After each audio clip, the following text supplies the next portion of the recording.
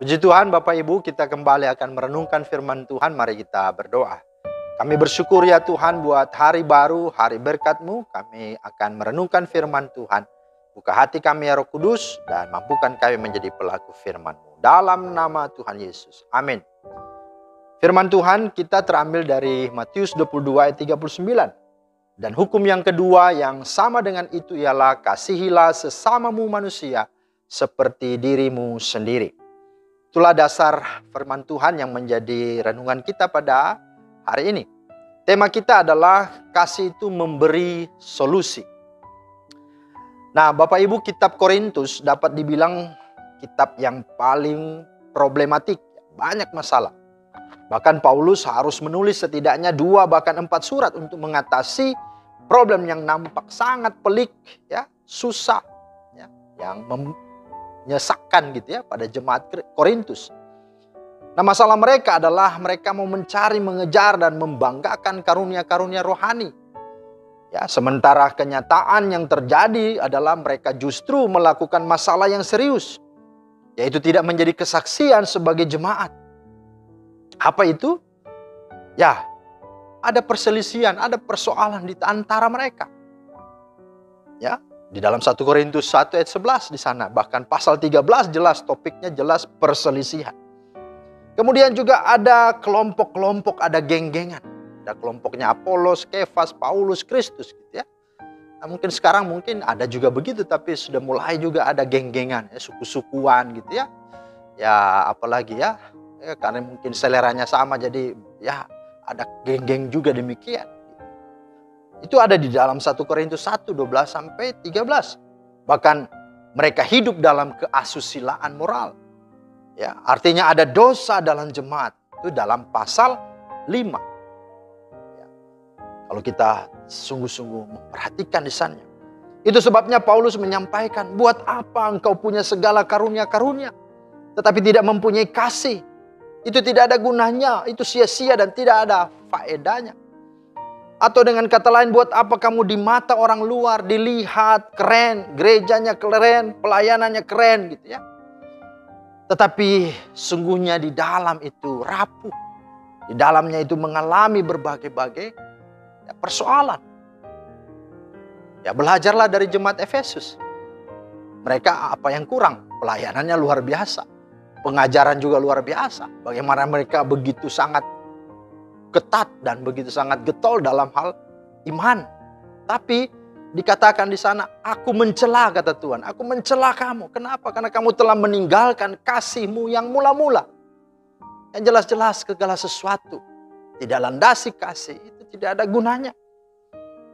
Karena itu Bapak Ibu, tujuan Paulus menuliskan hal kasih dalam 1 Korintus 13 ayat 1 sampai 3. Itu hendak menerangkan dan menegaskan bahwa penggunaan karunia-karunia rohani ya haruslah bersumber dari kasih.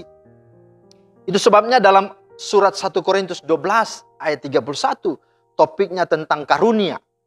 Paulus mengakhiri pasal itu dengan berkata begini, jadi berusahalah untuk memperoleh karunia-karunia yang paling utama, dan aku menunjukkan kepadamu jalan yang lebih utama lagi. Jadi Paulus tidak melarang tentang karunia, tapi Paulus menegaskan, aku memberi kamu jalan yang utama lagi. Apa itu? Itulah pasal 13.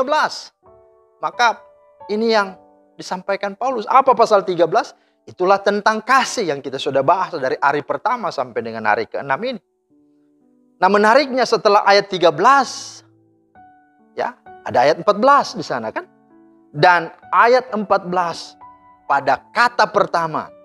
Ya, di ayat pertama bagian A, ya, ayat 4, pasal 14 itu juga tentang karunia roh kan. Paulus mulai dengan kalimat apa? Di ayat pertama pasal 14. Kejarlah kasih itu. Kalau di dalam pasal 12 itu ayat terakhir, pasal pertama dari ayat 14 itu jadi yang pertama. Jadi sebenarnya 12 dan 14 diapit di antara tengah-tengah itu, itulah kasih. Dan menariknya saudara, untuk meyakinkan jemaat Korintus, Paulus menjadikan dirinya apa? Contoh dan teladan yang merefleksikan bahwa hal kasih itu adalah utama.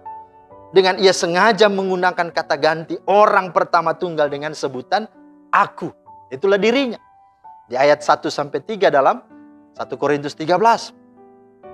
Jadi Paulus bersikap kritis terhadap karunia-karunia rohani, bukan karena ia tidak memiliki semua karunia itu, atau bukan karena dia iri kepada orang lain, atau bukan karena dia mau mempertentangkan tentang kasih karunia roh dengan kasih.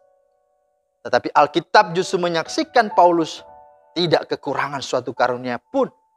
Bahkan dia katakan dia seorang yang nyaris sempurna, karena segalanya ada padanya. Bahkan dia sempat dibawa oleh Tuhan ya, untuk bisa mendapatkan sebuah pengalaman rohani. Ya, bisa masuk ke dimensi keberapa itu ya, langit keberapa gitu ya. Seperti dia dibawa ke sorga gitu ya. Tapi Paulus bukan naik turun sorga, bukan. Tapi ini sesuatu yang menjadi pengalaman yang begitu luar biasa. Jadi dia bukan tidak mengalami semua yang dilakukan atau dialami orang-orang Korintus. Tetapi yang Paulus mau tekankan, kalau nggak ada kasih, nggak ada gunanya. Itulah sebabnya dia menegaskan hal itu. Aku pun punya semua, tapi kasihlah yang membuatku dapat efektif melakukan semua karunia itu. Maka melalui firman Tuhan ini ada 3 poin, ada 3 hal penting yang kita dapatkan. Yang pertama, marilah kita benahi dan menata kehidupan kasih kita ke dalam, ke persekutuan, ke gereja kita. Karena buat apa kita keren, buat apa kita baik, buat apa kita begitu luar biasa di mata orang luar. Sementara di dalam kita tidak rukun, tidak sehati, tidak harmoni, tidak damai. Apalagi kepada Tuhan, pastinya Tuhan tidak suka. Bahkan dikatakan aku jijik dan memuntahkan semua kamu ya, tidak dingin, tidak panas begitu ya, dalam persekutuan. Yang kedua, poinnya adalah ketika kita sudah memiliki kasih dan hidup dalam kasih, marilah seperti Paulus, jadilah problem solving dan bukan menjadi problem maker. Jadilah seorang yang memberi solusi jalan keluar untuk sungguh-sungguh orang bisa saling mengasihi sebagaimana dalam Matius 22. Marilah kita mengasihi kepada sesama seperti diri kita sendiri. Dan yang ketiga, jadilah teladan dan contoh, bukan menjadi hakim dan persekutor gitu ya. Orang yang selalu menjustifikasi orang. Mulailah dari dirimu sendiri sebagaimana Paulus. Hidupku bukannya aku lagi kan, tapi Kristus yang hidup. Maka dia selalu mereferensikan aku melakukannya dulu karena Kristus, bukan karena orang. Maka kesimpulannya adalah hanya orang yang memiliki kasih lah, yang hidup dalam kasih, yang dapat menanggung setiap masalah dan dapat melihat setiap masalah dengan clear, dengan terang firman Tuhan, kasih Tuhan, yang dengan bijaksana juga akan menyelesaikan setiap masalah dengan tanpa menyakiti dan melukai hati. Kasihilah sesamamu seperti dirimu sendiri. Kasih itu memberi solusi. Tuhan memeteraikan firman-Nya dan memberkati kita semua. Amin.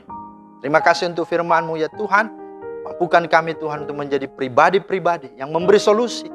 Karena kasih-Mu sungguh ada pada kami. Dalam nama Tuhan Yesus Kristus kami berdoa dan bersyukur. Amin. Demikian firman Tuhan. Selamat berakhir pekan.